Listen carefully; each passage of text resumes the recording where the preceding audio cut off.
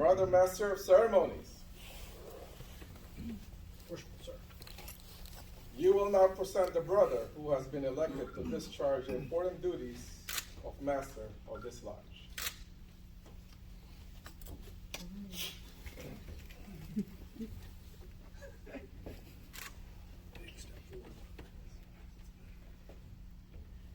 Worshipful sir, I present to you Brother Dalog, who has been elected to serve as master of this lodge.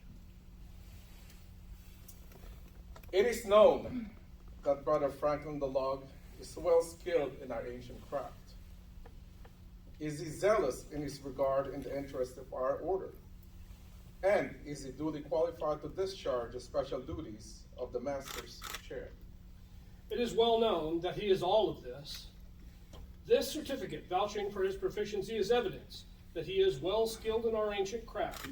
I find him to be of good morals, true and trusty, and as he is a lover of our fraternity, I doubt not that he will discharge his duties with fidelity and honor.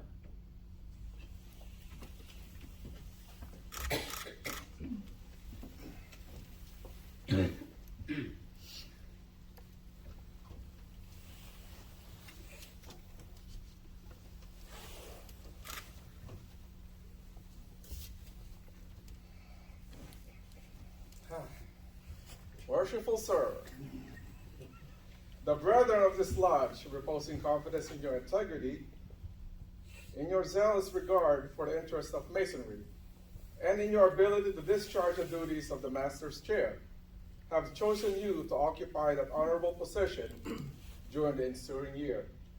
Are you willing to accept this important trust? With honor, worshipful. Then, my brother, I shall most cheerfully proceed with it to install you in the dignified and honorable position to which the suffrage of your brethren has called you, not doubting that the dignity of the Oriental chair will be well preserved in your keeping, and that the interest and welfare of this lodge may be safely confided to your charge. Before commencing your investiture, however, it is necessary that you should signify your assent to those ancient charges and regulations which point out the duties of the master of the lodge, and which on no account are ever to be neglected or departed from. They are as follows. You agree to be a good man and true, and strictly to obey the moral law. You agree to be peaceable citizen, and cheerfully to conform to the laws of the country in which you reside. You promise not to be concerned in plots and conspiracies against the government, but patiently to submit to the decision of the Supreme Legislature.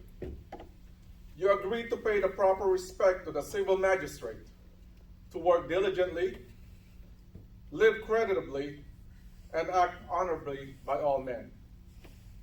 You agree to hold the veneration the original ruler and the patrons of the Order of Masonry, and their regular successors, supreme and subordinate, according to their stations, and to submit to the award and resolutions of your brethren, when convened, in every case consistent with the Constitution of the Order. You agree to avoid private piques and quarrels, to guard against intemperance and excess. You agree to be cautious in carriage and behavior, courteous to your brethren, and faithful to your lodge.